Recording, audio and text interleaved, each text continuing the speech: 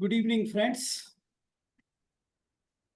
As usual, my name is Vivek, and I welcome you all along with my colleague Kalyan Raman for the project management webinar. This is the 11th episode. So it's going well, and thank you very much to all of you for patronizing our efforts and helping us keeping our motivation high. As for the new people, we are doing this webinar every Tuesday from 8 a.m. to 8 p.m. to 9 p.m. And every week we bring some new topic of the project management, and which is useful in real life, which is useful in managing project, which is useful in leading the teams, and which is useful in preparing for the certification as well. So this webinar is open to all of you as well. If you have any topic which you have a good grasp on, you want to present something, you can share something with the other people can learn. Please do. You are most welcome. Please reach out to me or Kalyan, and we will be happy to host you on someday. So coming to this today's topic, we are going to talk about the organization change management. Now, how project management and organizational change management are connected. This is important to see that organization change management itself is a project, first of all, and it influences the projects in the organization quite significantly. What happened to organization change management? That some change occurs. We will discuss about what kind of change it can occur, but it influences the behavior of the people in the organization. A resistance is a common response, not necessarily, but it's a quite common response. Probably generally the changes are implemented in a way that employees generally resist. So not really necessary that you would blame the employees for that, because there is some kind of negativity, or there is some kind of resistance to change in general. It can influence your ongoing projects. So if your project's running and some organization change occur, you should be especially looking for what changes organization is making and how it will influence the people's behavior, and what changes I should bring in my project plan so that this change does not impact my project negatively. In fact, instead of it becoming a liability, it should become an asset. You can take advantage of this change. On the other side, you could be one person who can be assigned to manage this change. Organization change management is a behavior change of the people's response across the organizations. Therefore, they could be very, very challenging in nature. A lot of patience will be required. Several models have been proposed to manage such kind of changes. We will discuss about them. So we'll keep both the things in mind, and we'll discuss this organization change management from the perspective of project management. Okay, so I will just, as usual, whenever you have any question, you can put in the chat box, and we will be looking to see your questions. I'm sure the kind of subject it is, you must be having a lot of questions. You must be experiencing, because organizations do go through changes, and you would have experienced such kind of changes in your organizations. And probably we'll discuss how we can manage them better today. Right, so let's look at, this is the 11th episode, and organizational change management. This is generally if you look from the PMP certification point of view, it's a business aspect. So if you are a PMP certified professional and you're looking, you will be logging PDU for that, it will go into business acumen. That is anyway, you will get an email after this session. Now, this is the agenda which I am going to cover today. And so we'll look into what is the change, what is change management, how did it influence, how stakeholders make it successful, or how you can manage stakeholders. What are the various framework available in managing change, and how to use them in managing those changes.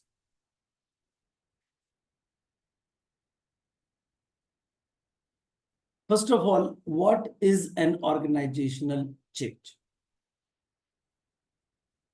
Changes, as we know, everybody knows, if you want to move ahead, you have to change. Change is the only thing which does not change, right? So it always changes. And that is what the property of change. And without change, you really can't move ahead. So change has to happen to progress in the life. And how we implement these changes, how we bring those changes, what is the motivation behind these changes, this is important. What is a change? As I said some time back, that change is some bringing some changes in the structure, in the culture. Some aspect of the culture is changed. Some infrastructure development has occurred. Some fundamental practices which organization is observing quite a long time have been changed. Some organization processes has changed. Some new tool or techniques have been applied in the organization. All these generally bring some kind of extra work or difference in the practice, what people are already used to, and therefore it brings some kind of pain to the people. Now, people are okay with that pain if it is bringing some value for them. But many times in this whole process, we forget about informing what kind of value it is creating to the people. And therefore, generally we see a kind of resistance because people see it, something is unnecessary coming, their work is increasing, they have to apply their mind more, their unnecessary extra efforts are getting, and unnecessary because I don't know what is the kind of benefit I'm going to get. Sometimes it is not easy to convey such kind of changes, and sometimes we simply miss to just communicate to the people, or sometimes our communication is not very good. Why change management is important? Because there are market stimulus which can bring some changes and which can force the organization to make changes. And there could be different kind of reaction from the people, as we see on the graph on the right-hand side, that different people respond to this different at different time. This is the way it is showing, not necessarily this is the always the way, because people react to this change differently. Therefore, a change management help the organization to smoothen the process and bring this change with less resistance, with less losses and more benefits, right? It can address the market, it can address the sentiments of the people inside the organization and bring success in the change. So you can successfully bring the change. Let me tell you, the statistics of bringing change is not very good. A lot of changes which are being suggested, we've been forced, or we've been suggested, we have been implemented, not gone very well. And over a period of time, people force and they adopt, but many changes have failed terribly also. So we must look for that how we should do this intelligently and keeping, especially because this is a change in the people's behavior. We have to be lot of observe lot of patience, and sometimes have to take a step back, sometimes go a little slow, sometimes communicate much more than required, or generally we think about it. So this is what the change management is about: bring the managing stimulus, managing people's behavior, managing processes, managing the transformation successfully from one state to another state.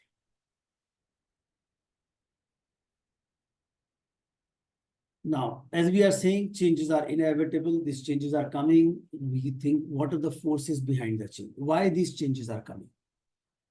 So what are the market stimulus that are bringing changes? One is the global economy is changing. As fast as change, more changes has to come into the organization. New market has come up. Legal and regulations are changing, which is make it mandatory for the organization to bring change. Otherwise, you will be non-compliances.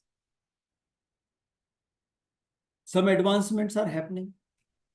Culture shift are happening. People are like, if you talk about 20 years ago, the movement of the people across the world was much lesser. And today it is much easier and much fast. And so the culture shift are happening more frequently than maybe 20, 30 years ago. There is social pressure.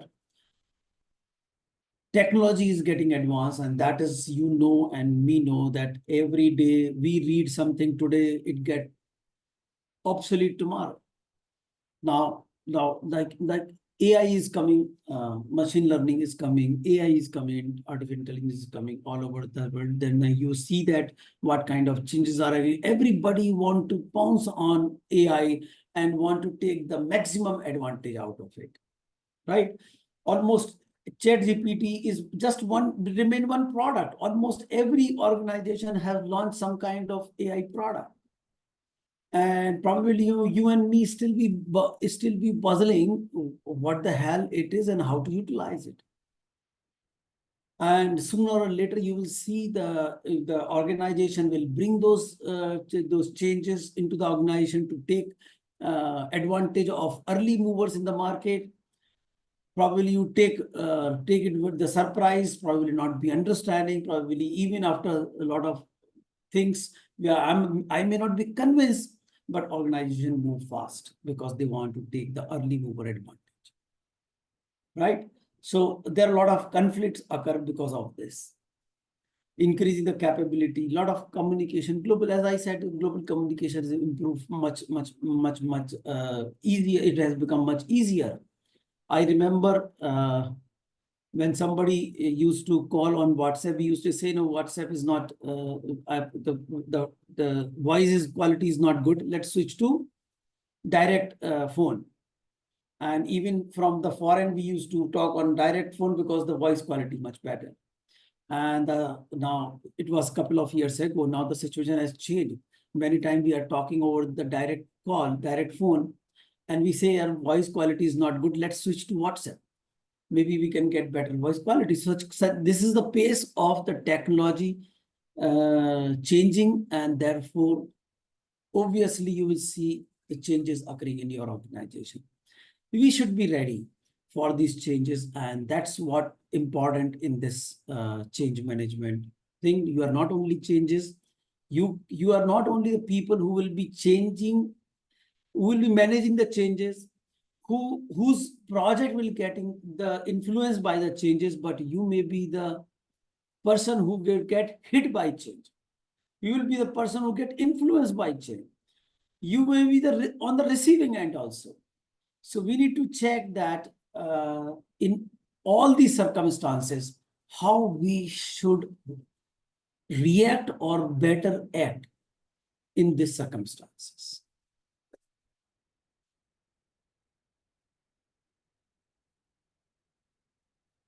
Right? Now, what is we are talking about? It is, we are talking about change management. And organization change management is all about integrating people, process, structure, culture, and strategy. Right? Now, what is the thing? The underlying current is this culture.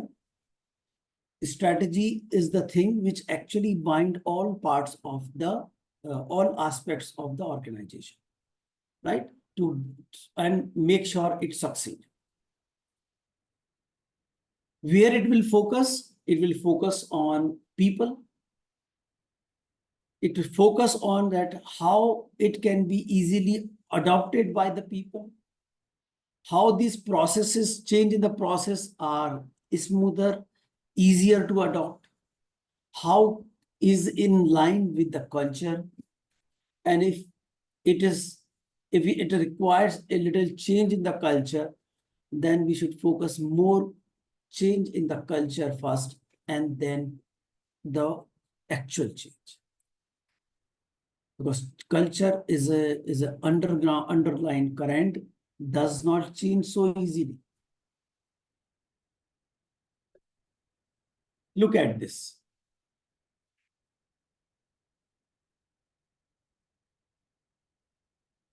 Why most of the efforts are failing? As I just said, the statistics of the change management is not very good.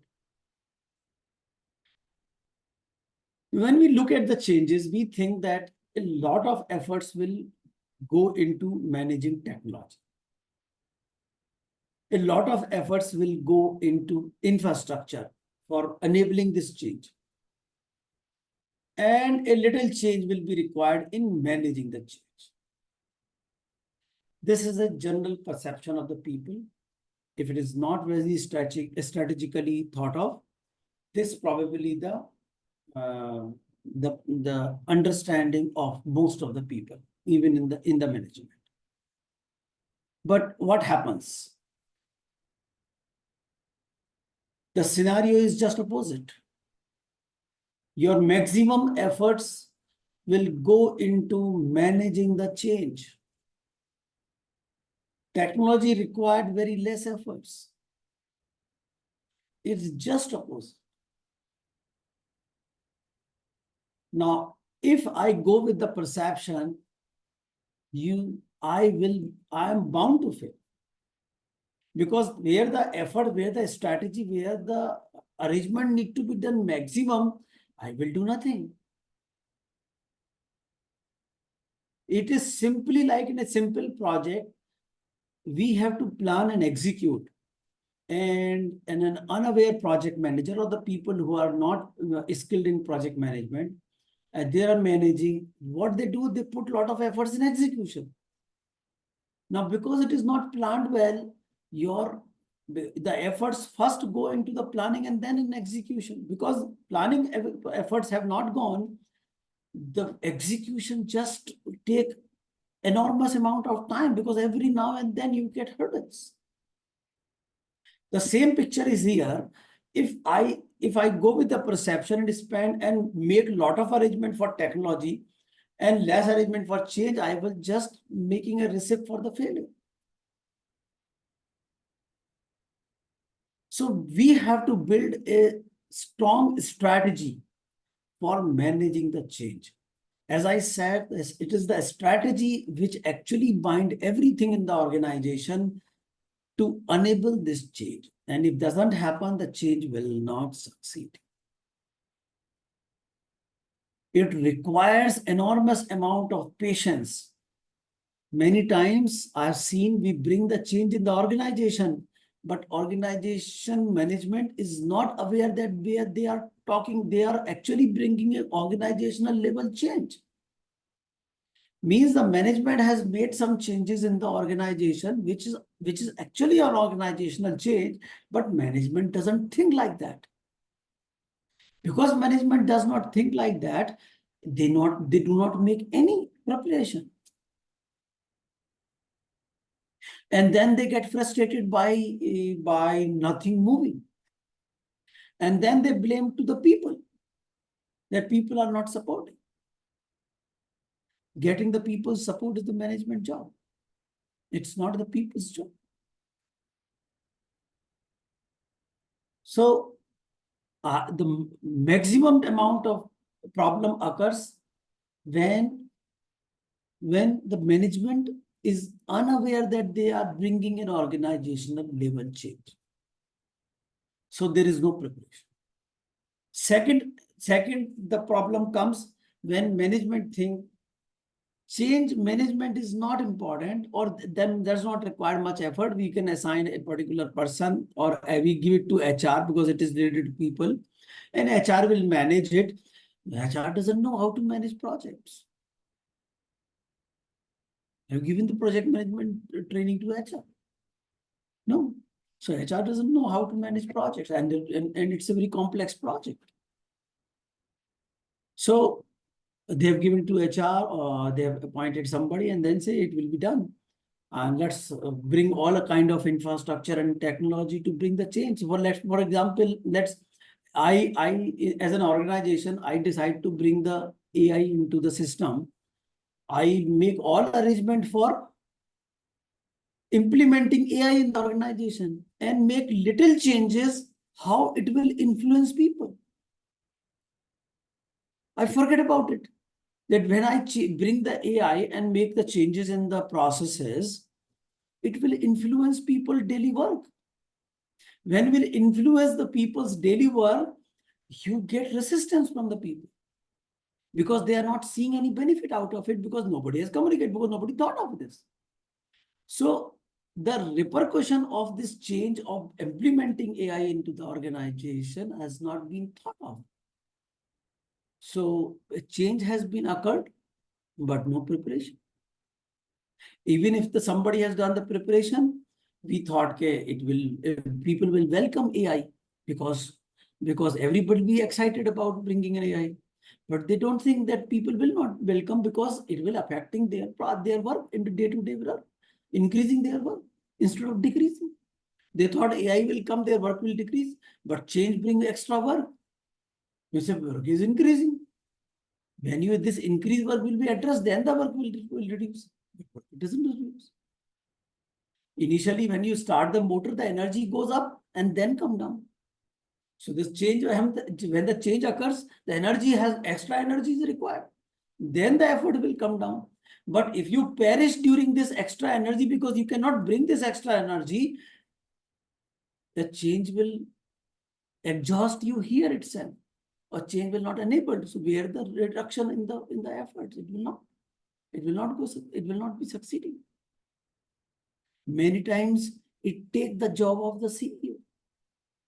Many times it takes the job of the unit head because it's just not successful. So this is very important that we look at that. A change management requires a very strong strategy. Enablement, buy-in from the people, and alignment towards the goal of the change. If we are not doing this, it will not work.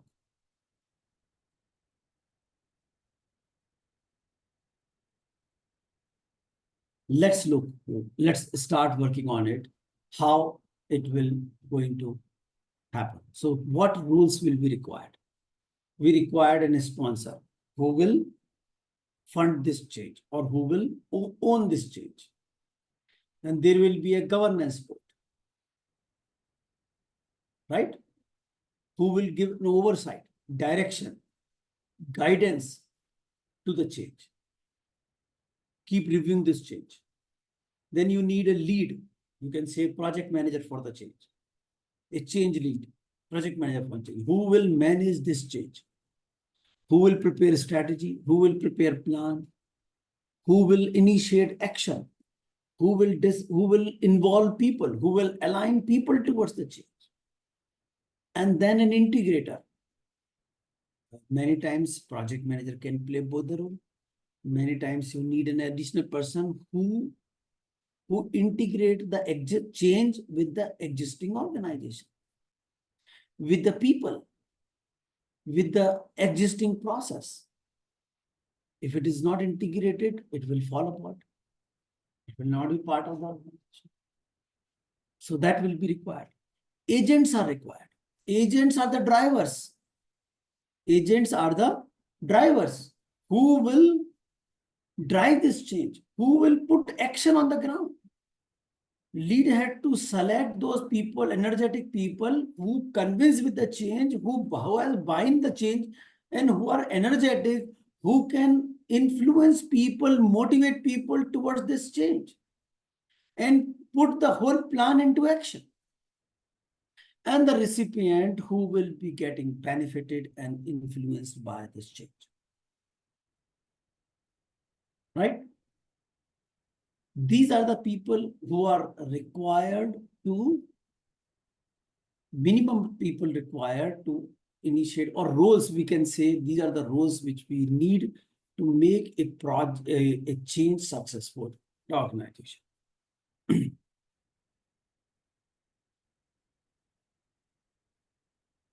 Yeah, I think this is about. Now look at the culture. As I said, culture is very, very important. Culture is the undercurrent. What is culture? Culture are the natural processes in the organization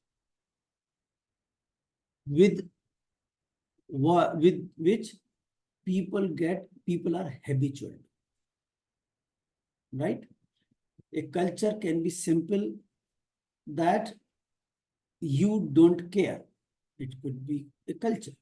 Nobody cares, right? This organization could be very disciplined. It could be a culture of the organization that people are. So even the indisciplined person coming to this organization either will go out of the organization or will become disciplined. That is the only two things possible. This is called culture. Culture is the normal day-to-day life in the organization. Right? In an organization, you will see that there will be a lunch time from 1 to 1:30, from 12 to 12:30, from 12:30 to 1, and everybody will complete the lunch within this half an hour or 45 minutes. In another organization, it will start at 12 o'clock and people will still be eating at 3 o'clock. And this is a common phenomenon. Every day you will see this. This is culture. Culture is the thing with what people get habitual to. Now, that is the biggest hurdle, biggest problem, a strong wall against the change. As you see on the third or fourth one, culture trumps the change. If change and culture are against, or change is not in line with culture, the culture will eat the change and change will not be successful. Because culture is something with everybody shares. Everybody does the same way. Everybody thinks the same way. You look at your family, you have a culture in your family. You look in your community, your community has a specific traits. You look in your state has a specific traits. You look in your country, the country has a specific traits. And these traits are culture of that particular unit. And similarly, the organization has specific traits. And these traits are the culture of the organization. And if change is not in line with this culture, culture will eat the change. Culture is self-fulfilling. It helps each other to retain it. And there's a lot of, I will say, resistance to change, maintaining the same thing, lot of inertia in the change. Changing the culture is not easy. The change, if is not in line with the change, or you think that bringing the change in the organization, any kind of change in the practice of the organization, if you want to bring that and you think that culture may not support it, park this aside, first change the culture and then bring this change. If you cannot do it, not going to succeed. Look at it, allow shared understanding, provide a platform to take strategic and shared decision. And these decisions support culture and not the change. So there are 10 people who will be taking, now we'll do this way only. And 3 people will be telling, no, we have to change. And 10 people will trump 3 people.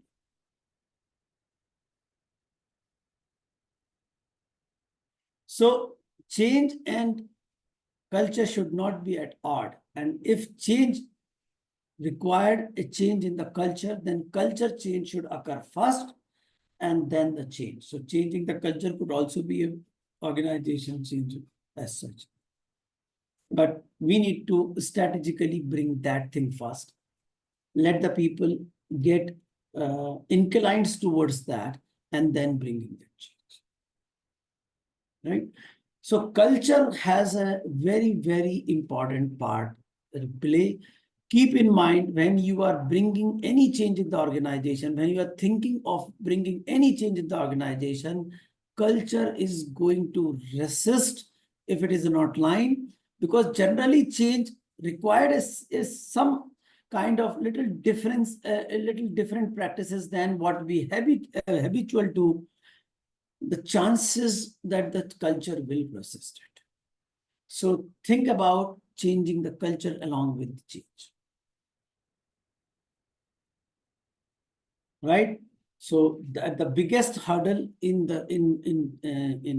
front of the change, success of the change, is the culture.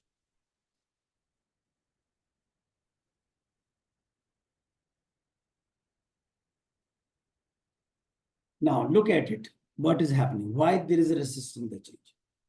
Different stakeholders perceive the change differently.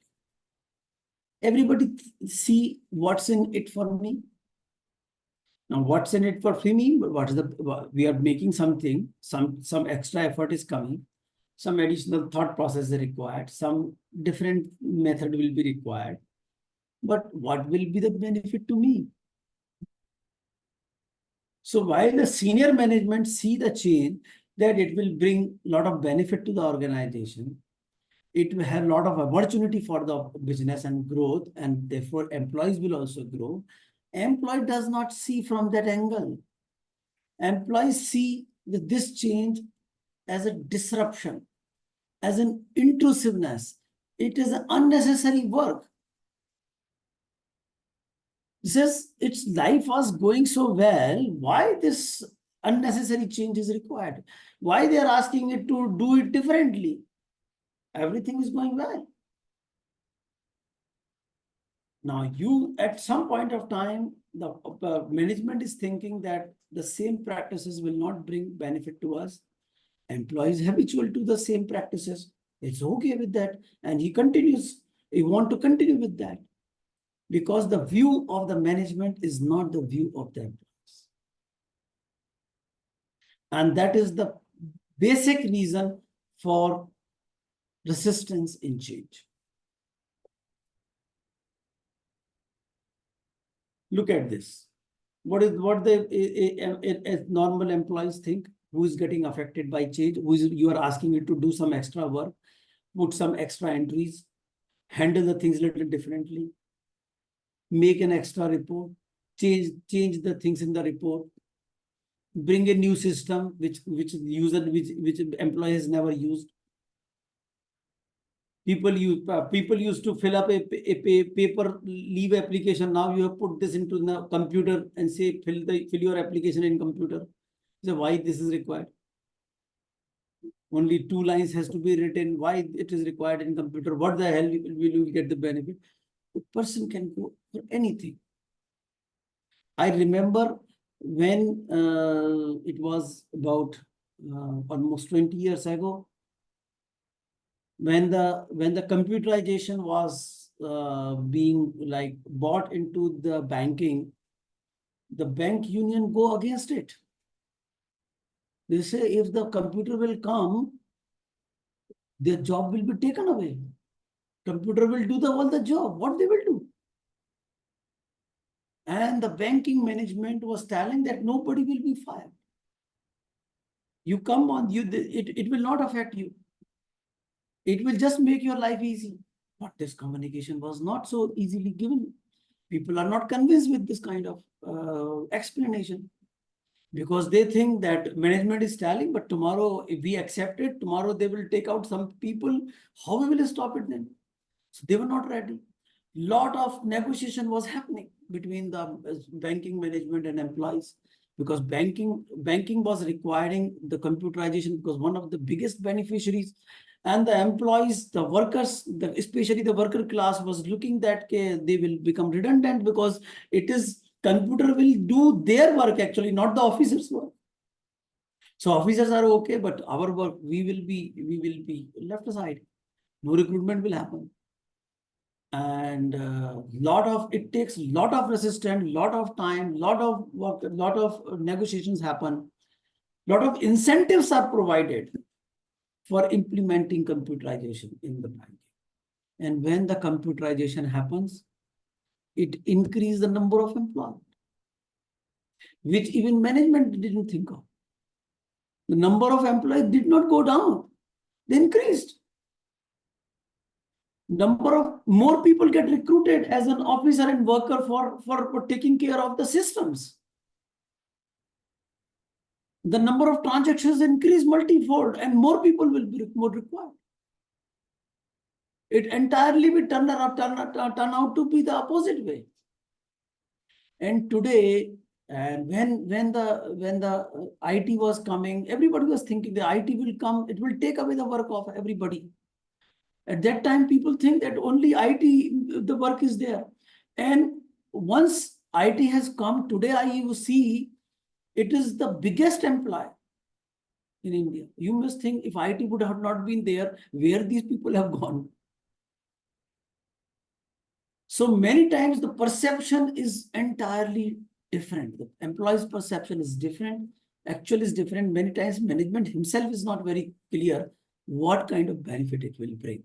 But because they are convinced with the things they want to bring, and most of the time the things are of force. So what is the way around? So I will just make your like your views, if you can put some views here, that there is a electronic company and who provide electronic parts, regular parts as well as custom built parts. And they are facing very problem that their projects get often delayed and over budget. Customer is complaining that the delivery is defective and delayed. To overcome this problem and bringing deliveries at par with its technical experts, Zoom Electronics has decided to implement the project management process in its project.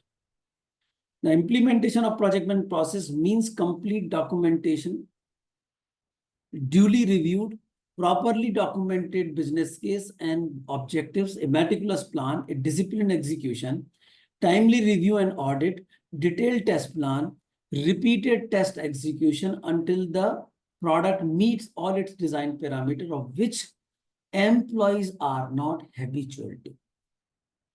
That's not the culture of that. Can you highlight if such kind of project management system is bought to ensure that the project, to retain the customers, to deliver as per the customer expectation on time and quality deliverables? Do you think that if this system has been implemented in the system, in the organization, what kind of like challenges, problem, issues employees or organization will face? You can put your answer in the chat or you can speak out also.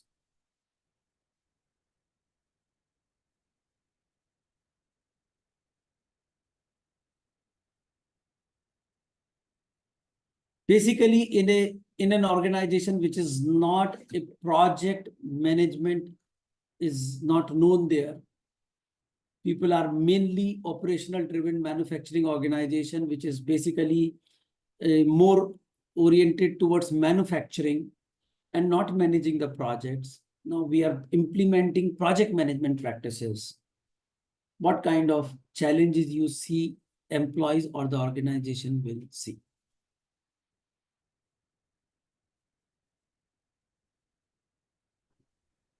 Yeah, people will feel that it's a waste of time.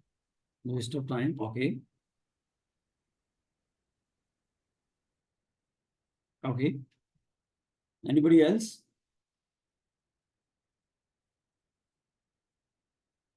Adopting to new processes, too much of documentation feel non-productive. Yeah, people may think it is too much of documentation. You are preparing plan, you are preparing scope, you are preparing schedule, you are preparing quality plans.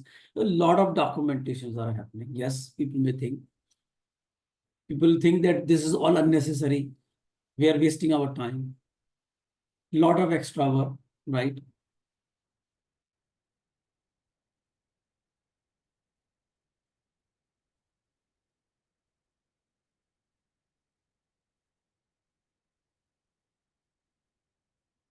Lot of extra work, unnecessary, looks like unnecessary work.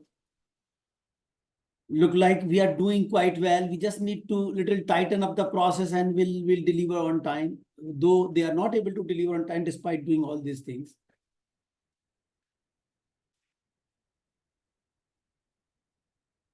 This can overburden the couple of resources as the project goes along. Yes. Now the question arises how the organization should handle it, how they should implement it. So to look at this, that these problems will come, how the organization will implement this, we will discuss some models. So let's look at these models. Generally, we talk about formulating some frameworks, some planning, then implementing, transitioning, sustaining it, and completing the implementation, right? Continuously improving it. Let's look at some model, and which will be like, I will discuss a couple of models like Kubler-Ross model, Rogers adoption, Lewin's change model, Adkar change model, McKinsey 7S model, and Carter's change model. We will touch upon all these models and we'll see a lot of things are quite common among them. Now, Rogers adoption curve is talk about how generally a change is adopted in the organization. So it does not talk about how to solve it. It's just to give a more understanding that if a change bring you, what will happen. So it all starts with the innovator. Innovator means who want to do something new and ready to take risk for that, right? Who are innovator, who are ready to take risk to take something new. These are the people who will adopt the change first. Then there are early adopters who want to take advantage of the new technology or new system at a reasonable risk. Then the early majority who generally get influenced by early adopters and innovators and probably see that there are benefits and can adopt it. And then the late majority and laggard. So late majority also get convinced, but laggards, you will find them very difficult to convince, and they will put their, they will leave no stone unturned to reverse this change. They will say, okay, no, I think everything will be there, even benefit, you are getting benefit, but they will tell you the disadvantage have surpassed the benefits. So the biggest problem you will come, but the greater thing is that majority of the people will still adopt it. Only few people will not adopt it. And over a period of time, they also accept it, probably not adopt. If they will adopt it, may not accept it, but still adopt it. But this is how generally the change goes through. There is another model, which is Kubler-Ross model, which talks about like how employees react to change. When it comes to first time, this is not valid for everyone, right? As you see from previous this, innovator may not be in denial mode, but let's talk about a majority of the employees. A major number of employees initially will be in denial. ये हमारा नहीं चलेगा. This not will work in our organization is different, right? This may be working in some XYZ, may be successful in XYZ, but our organization is very different. It will not work here. We have a very uncertain system.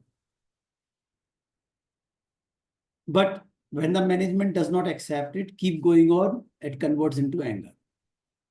They are unnecessary implementing, they are forcing something. Still, if the change keep going on, management keep enforcing it, it comes to bargaining. Let's do some kind of give and take. Probably this bargaining, generally management has an upper hand, does not fall in the favor of employees. This lead to depression, depressed feeling that nobody listened to us. Everybody is forced. And some people even left the organization during this time. Quite possible. And some people will continue over a period of time when they think that this is how it is to be and then no efforts will change this, they start accepting. Now, all the employees will go through this process, not necessary. As I said, different people are different behaviors, demonstrate different behavior. So not everybody will talk about denial, and we go through anger. And so different people demonstrate different reaction at different time, maybe in different orders. But this is a majority of the people in the organization will demonstrate this. The third model is the Lewin's three-stage change model. This can be easily understood. They say unfreezing, changing, and refreezing. So unfreezing means make people ready for the change. So educate them, consult them, inform them, do a lot of communication, right? Help them, organize them, plan them, share plan with them, build a plan along with them, involve them into the process, and then start bringing the change. When there is some kind of vibration, we call it warming up, warm up, and then start bringing the change. Probably it is much easier acceptable. And then go little, sometimes go slow, sometimes go fast, bringing this change. And then refreezing means then putting this change back into the culture, making it a habitual thing to the people, right? Reward, when the people have done some good job, you reward. Then people have bring some kind of win, reward them, help them, praise them, right? And elevate them, something like that. So that is like you encourage the people to continuously and bringing more buy-in into the system.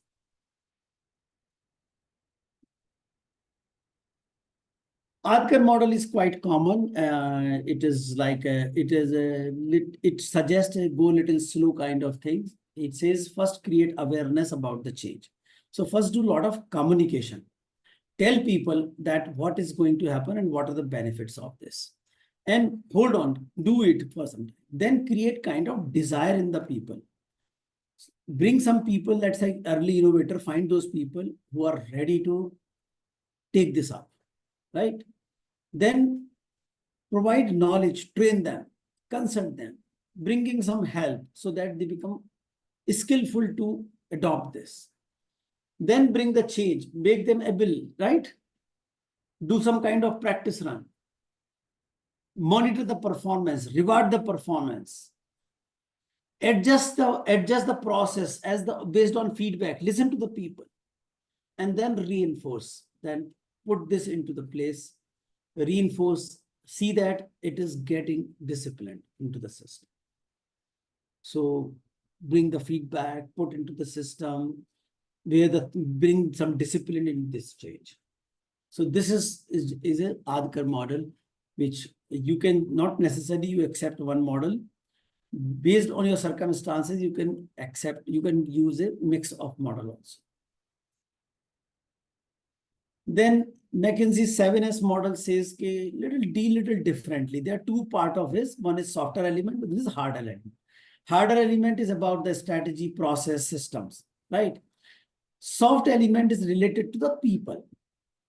So he said we need to handle little differently, because while making a strategy, structure and system will be much easier to do, changing behavior of the people, their shared values, their skill, their style, that is the culture, you can say, is much difficult. And we should also strategize that how we will bring those changes in the softer element so that it becomes more acceptable. Right? The last model I'm going to discuss is the Cotter's change model. This was also quite popular as such. What it has 8 stages. What it talks about: first, create urgency, means create awareness and tell people that we need it now, by showing them that if we are not doing it now, what kind of losses occurring to us. For example, your like if I take Zoom Electronics example, he says if we are not bringing this change, we will lose the customer, we'll lose the business, that means we lose the staff also. So people get influenced by that yes, we need the business. If business is not coming, there's some kind of create some kind of urgency. Then bring in a strong coalition. Look around who are the early adopters, who are the innovators. They may be in different department, different skills. Make a coalition of people across the organization, not on one side or other side. Form a strategic vision. See that, look at the vision. What will be the vision? Vision is this, and what kind of benefit this vision is going to bring to the people. So when you show the vision and see the what kind of benefit we will going to bring into to the people, you can seek buy-in into the change. When you start getting buy-in in this things, you can enable the action. You can start putting action.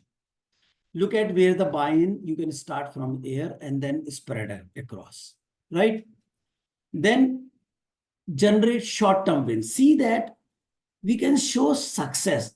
See, when the people are putting a lot of effort, looking for change, a small success can bring a lot of motivation. So look for that if we can bring some kind of short wins. Like customer has given a new order, we can relate it that like we are getting this order because we have brought some changes, right? And give some benefit to the organization of this, to the people. Then you have sustain acceleration. Then you see that accelerated and sustain it. See that it is continuously being maintained. People are not going back to the previous thing. Maintained. So maintain for certain time and then institutionalize it. Institutionalize it means let's make it a habit.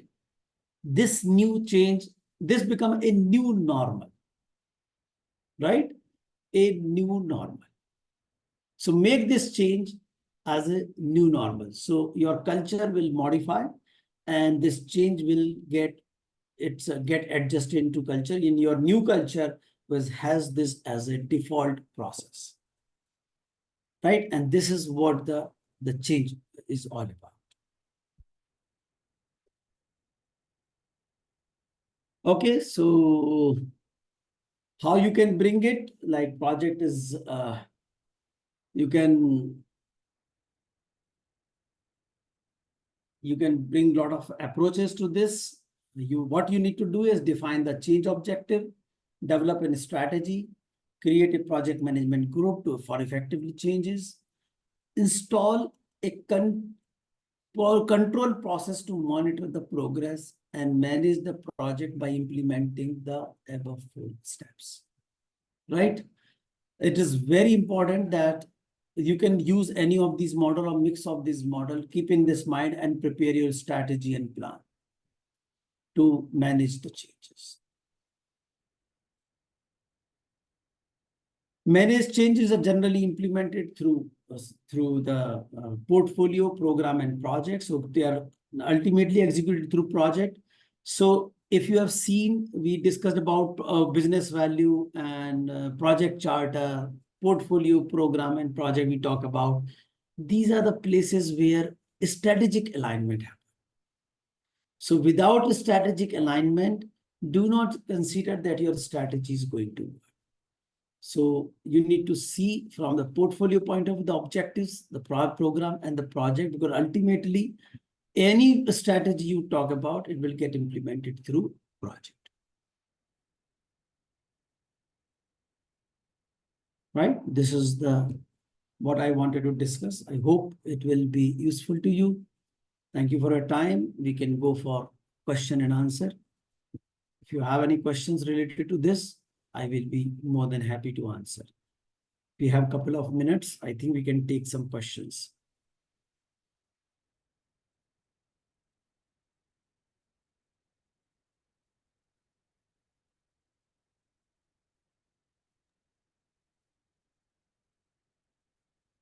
There can be resistance if there is no structural process to introduce it in the small pieces. Yes, there could be resistance.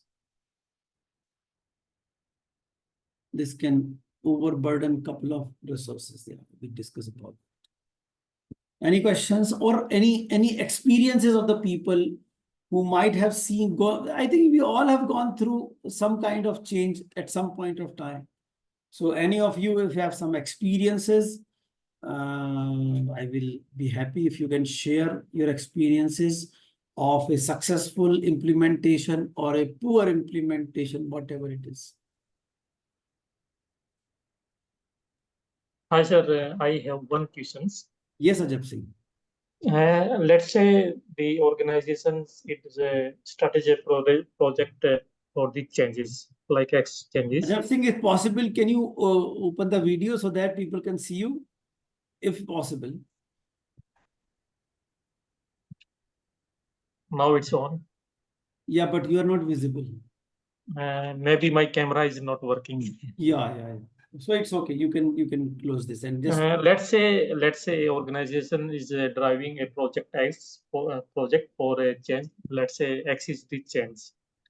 Anyhow, the project is not successful because the behavior of the peoples. Okay.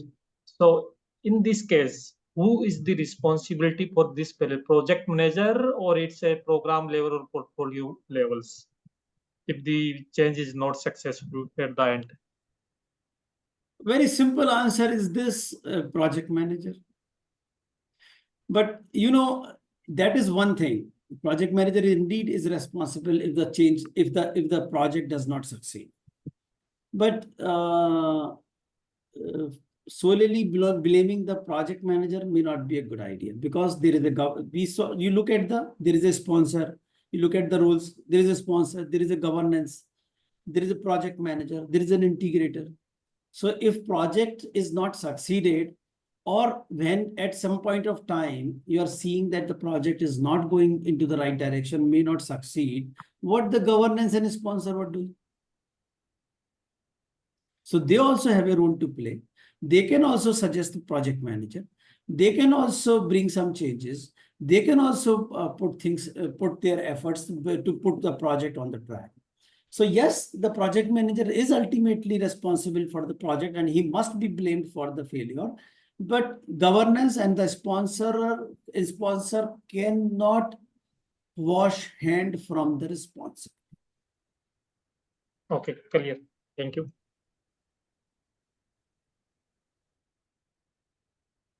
A similar question has been posted, Vivek. Okay. Does sometime happen that the change has adverse effect, then set procedure and how to tackle it? Adverse effect, then set procedures. Okay. You mean to say, Sagar, that set procedures were better and and the change has adverse effect on the processes? Yes. Is this your meaning? I guess so. Yes. Okay. So first is the a word of caution. This could be my perspective. This may not be true. In fact, in this word, there is nothing, there is no truth. Everything is perception. So this is my perception that it has an adverse effect on processes. Other people may not think the same way. First thing. Second thing is that if having an adverse effect, there should be a feedback mechanism where the feedback can be taken up and in the changes, the process can be adjusted.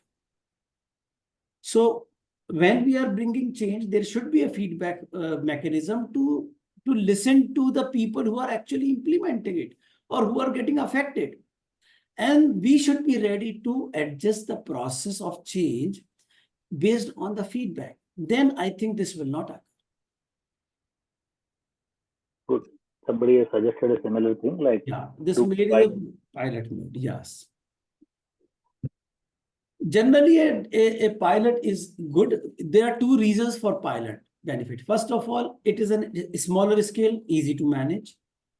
Second, if you show success in a pilot, it bring a positivity in the other places that this is already successful and therefore can be implemented easily. Or it will bring benefit to me also. So there are two benefits of doing pilot. One is a small scale, easy to do. Second is, if you show success, you can influence other people that look that what kind of benefit are coming. So you can have better buy-in.